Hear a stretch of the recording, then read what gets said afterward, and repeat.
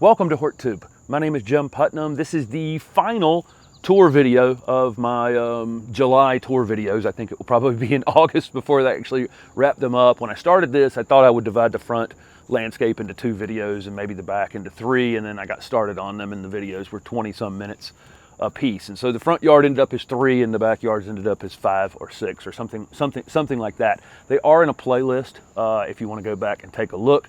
There are a tremendous amount of different varieties in this landscape. Some of that is just my love of lots of different kinds of plants, and then there's part of it that's also I want to be able to show off lots of things and teach lots of plants, and then I want to switch some things out every year, so there's lots of annuals. So anyway, that's the reason there's so many varieties in this little 2/10 of an acre lot in Raleigh, North Carolina, but I love them all.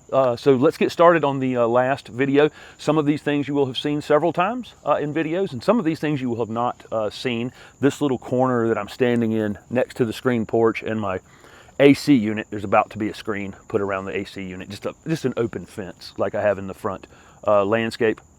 This area has actually kind of been the nursery this whole time this project's been going on. It's the reason you haven't seen this space. There's usually 40 or 50 plants just sitting here waiting to go into projects here or at other projects that I have going on. So this is the first time that this little corner has been seen, and it's definitely not finished because literally there's normally pots sitting here.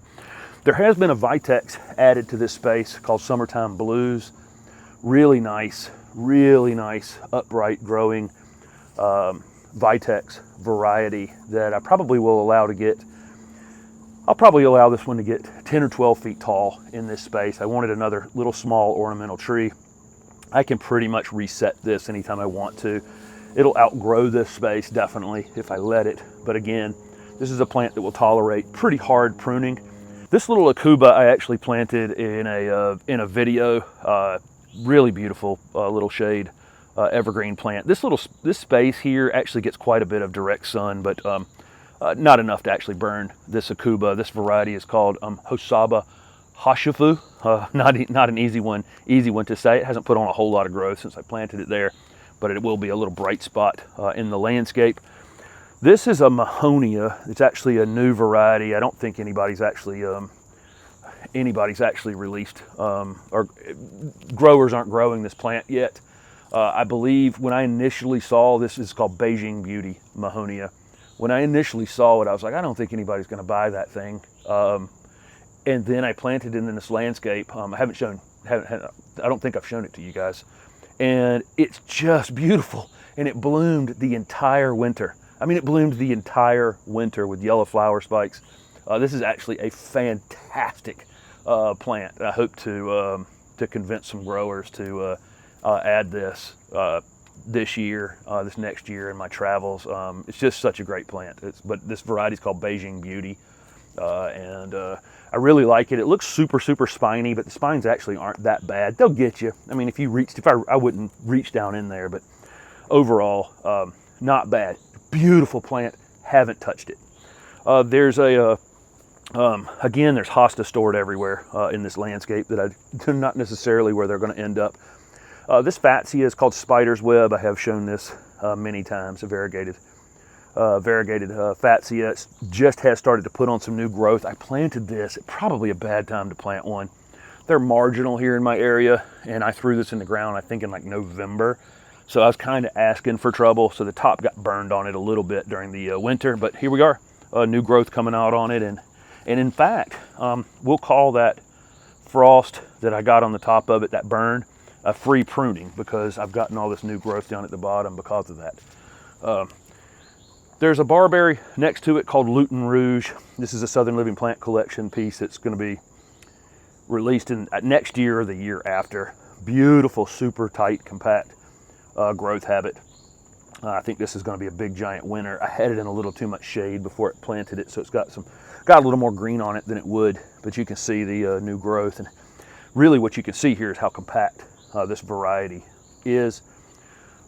Next to it, this is a Stellar Ruby Magnolia. Shown this thing on the channel many times. I did a video with Pat McCracken for growers meeting, the person who actually introduced this plant. The plants, this is one of Pat's plants. That soft Touch of Gold Holly, and this Stellar Ruby Magnolia. I've got 3 of his plants. He's actually from not too far from me here in North Carolina. But this is a banana shrub hybrid. Gets what look like are going to be pink flowers in the open white, or kind of a creamy white color, and they're super, super fragrant. Blooms several times during the season, heavily in the spring, and then if I get in here and look around, normally I can find a flower on it. But you see how tight, upright, columnar this plant is. Big giant winner. This thing's just going to be everywhere in a few years. This is a new Weigela. This is another plant that hasn't been released yet. Called this is the Picobella series of Weigela. Super, super tight, compact growth habit. Looks very different than other Weigelas that you've probably seen. I think this is going to be this is also going to be a great plant. I can't remember the 2 varieties that are being released, but it's the Picobella series, and I think it's next year that these will be out. But you can follow along in my landscape. If you're subscribed to the channel, you can see how these things perform, you know, before you rush to the store and buy them. I have a lot of plants in this landscape like this where I've gotten them before, you know, a year or 2 sometimes before they are released. More things that were done from seed in this along this bed edge, and this is kind of true with this entire landscape out here. Lots of things were done from seed for the pollinators and to fill in space while I'm waiting for these other shrubs and perennials and things to actually fill in. There's more of that Ageratum planted on this side. These are easy to do from seed. The seed it's the teeniest, tiniest little seed you will ever see, but it super, super rewarding at the end. These are Scabiosa daisies.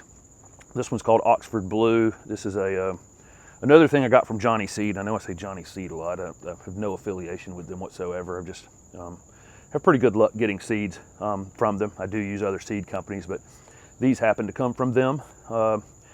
Neat thing about this one is here's one that's kind of a lighter color, and right over here next to it, you know, one that's slightly darker. So it's kind of a mix of lavender colors. These have flopped some, and I really wanted to show them in a video before I did any pruning on them. They do need a little bit of pruning to keep them from flopping. There's just not quite enough sun to keep them super full without pruning. So they'll get a bit of a haircut here in the next day or 2. Now that this video is shot, there's a salvia here that's a red salvia called Furman's Red.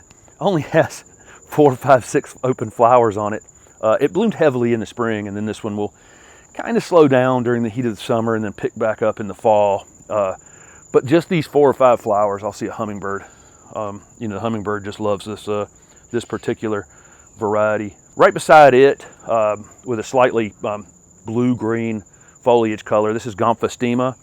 This is a South African native, very marginal here.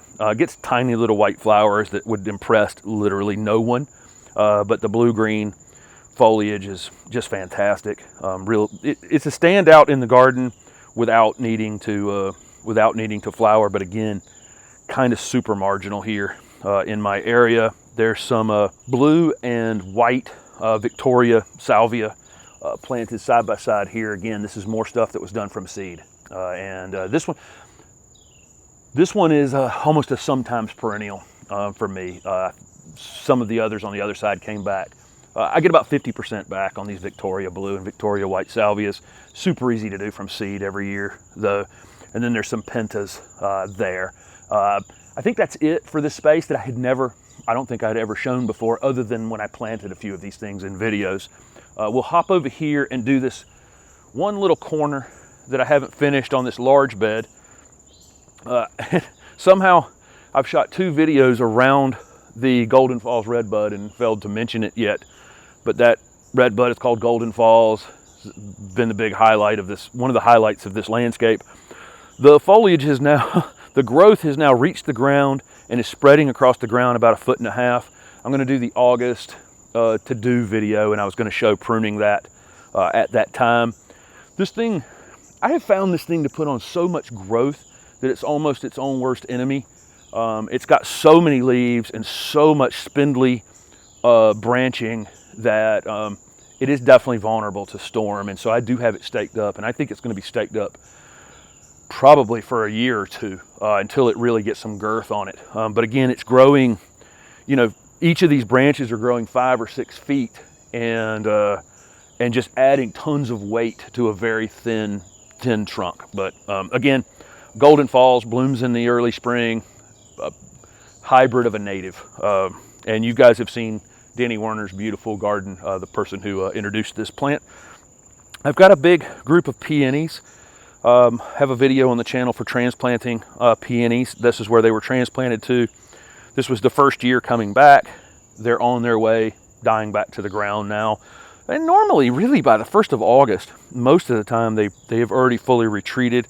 I don't know why they want to linger for me right now. I was hoping they had already died back to the ground at this point, because I've actually underplanted them with some Rudbeckia, with some black-eyed Susans, and I think those black-eyed Susans are, yeah, they're right there is an example of it.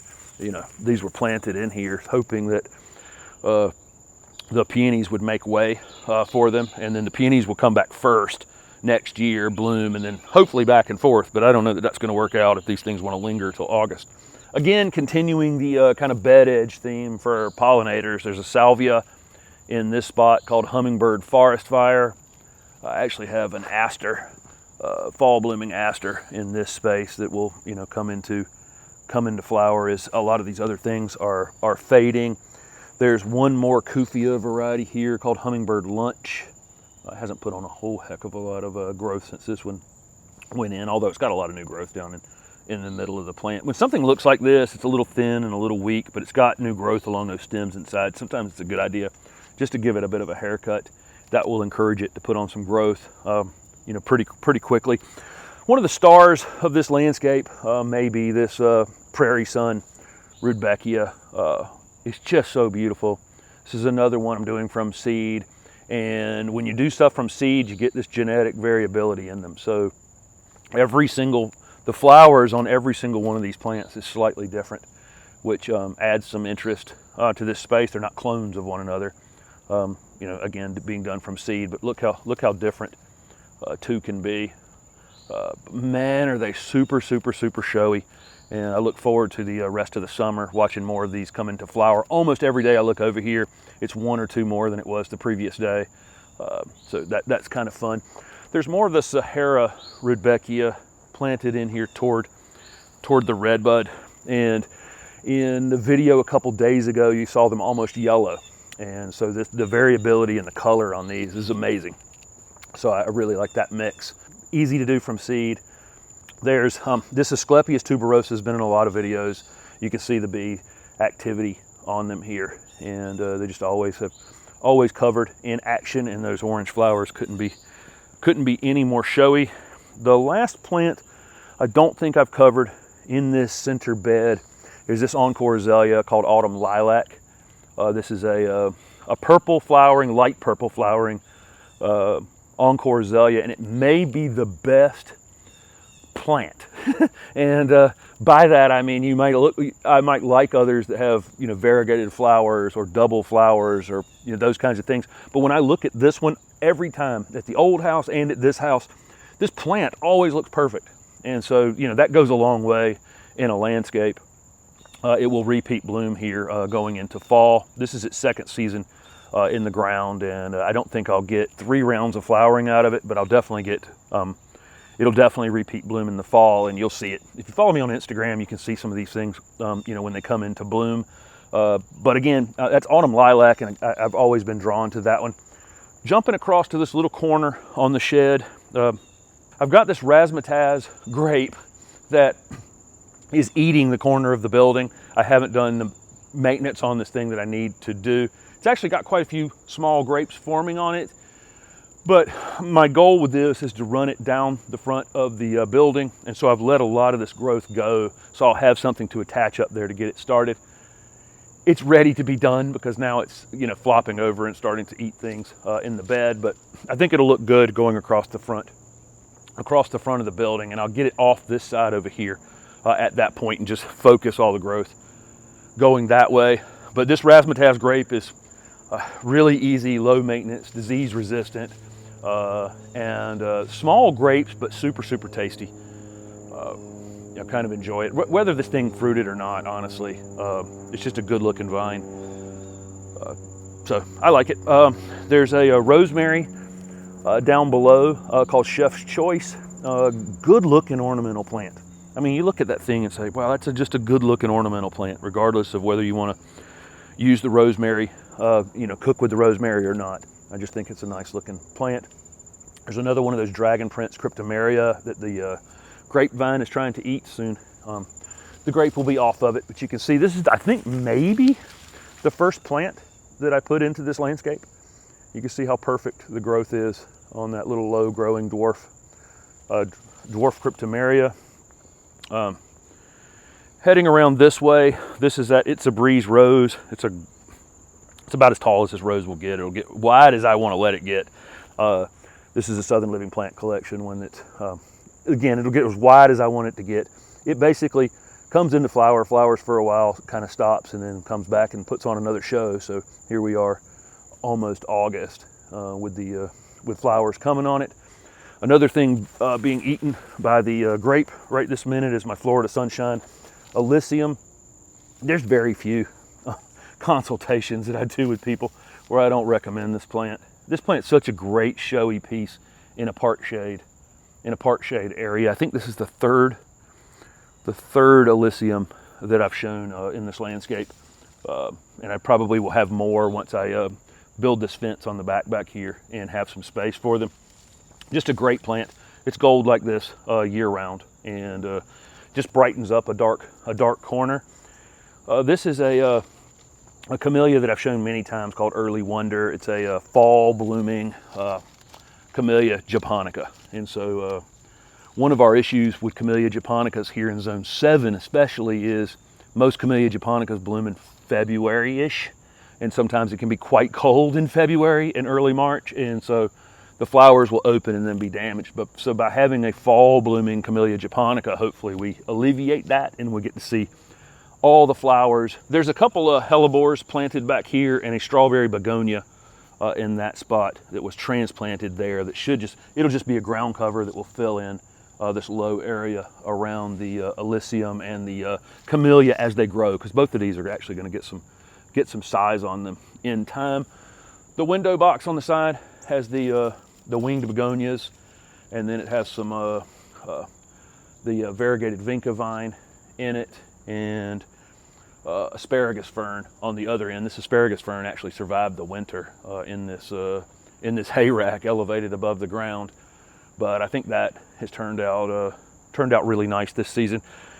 Easy to forget to water this thing though. It's under the overhang of that building, and sometimes it will rain, and so I think watering is checked off the list, but it did not check that off the list. There's a Salvia officinalis here. It bloomed heavily during the spring, and then it just got cut back, so the new growth is coming back out on it. If you watched the maybe in the second or maybe the third video I did, I showed this cosmos along the street with no flowers on it, and same thing with this one. I mean, I've got cosmos here blooming, but it's a different variety. So something in this seed were cosmos that apparently don't bloom. So this one's got to be removed. The one out there by the street also needs to be removed. I feel like I've given it adequate time. Foliage isn't bad, but it's covering up the beautiful cosmos flowers. I actually have this grape trying to eat everything here, but it's covering up some beautiful things underneath it without offering anything. So I don't know what's going on with that.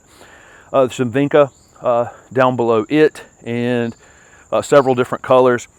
There's a box that I did in a video earlier in the season, and again, the grape is trying to mess with right now. But there's some purple pixie loropetalum that'll trail down over this container, some Tyrinia, and there's a lemon lime nandina in this container. I think I kept this container a little wet early on, figured that out, and now everything is coming back out super nice, and I'm about to get the grape off the top of it, so should get a little more sun in there, but I'm liking where that container's going. Tyrinia is an annual, so it'll come out, and pansies will replace them. A couple other things back here. There's another one of those Alabama Sunrise Heucherella, and will be much more visible once I get these overgrown non-blooming cosmos out of the way. It'll look much better. And there's a creeping thyme. I've got a lot of these little ground cover spreading things all around the landscape that I'm eventually going to divide and use into other spaces. This is something you only have to buy once to have all you'd ever need. Flipping over to the other side of the door, there's some Artemisia in this little spot, which looks great. It looks great from a distance. Another one of the first plants that was planted on this landscape project after this building was complete is this October Magic Ruby. Camellia had another one in a tour video a few days ago, and it is actually budded up. It's starting to bud up anyway, and we'll put on quite a big show in October and November. Here's another one of those non-blooming cosmos, and then, you know, planted right here with it, and from the same seed. I'm pretty sure they were from the same seed because I had no other reason to mix them together. So I'm 90% sure this is from the same seed, but this uber vigorous one was in that seed mix, and it does not flower, so it's going away. It's super, super interesting. The last thing I'll talk about is my tree-formed Hydrangea paniculata. But first, I have to point out this clerodendron behind me. This is one of the most beautiful invasive plants you'll ever see. The hummingbirds are on this plant all day long. The sweetest smelling flowers you'll ever smell. But if you're unfamiliar with clerodendron, it is it's beautiful, but it is invasive. They're throughout the woods in this spot. I'm doing a tour video next week at a neighbor's house with an absolutely stunningly beautiful tree-formed one of these. But again, it's one of the most beautiful non-native plants you'll ever see that's become an invasive. So a lot of people ask me for updates on my tree-formed Hydrangea paniculata. I got this plant from Dr. Durr when I was down there last fall, and it's a one-of-a-kind Hydrangea paniculata. He had a big seedling group, and he was picking in their trials. Told me I can't make any money on it, and I don't blame him for sending plants out. So I don't have any idea what the flowers are going to look like on this. That's kind of fun. I have cut it a couple times this season, so I'm not going to have it flower this year. I've just been trying to work on the shape of it, but we've got a perfectly straight trunk now.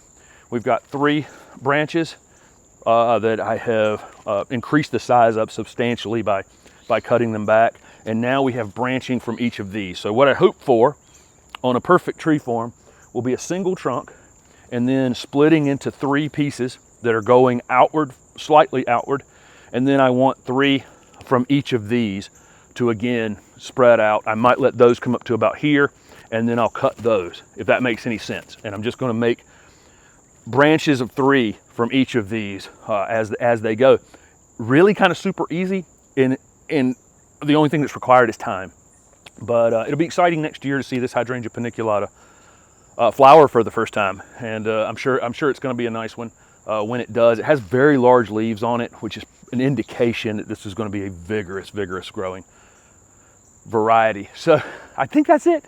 I think I've named almost everything. I'm sure I missed something going through these videos. Thank you guys for following along. Again, I've put them into a playlist if you want to go back and go back through, make notes, things you might want to add to your landscape next year. I realize this type of landscape is probably a little wild, to some folks, but it's and super pleasing to others. That's the beauty of landscape design and gardens everywhere. I mean, that everybody has the thing that they're super attached to, and that's great. That's what makes it unique, and all of these different components and pieces rearranged differently in each of those spaces makes every garden unique to that individual. So thank you very much for following along with these, and again, go back and watch them. Thanks for watching.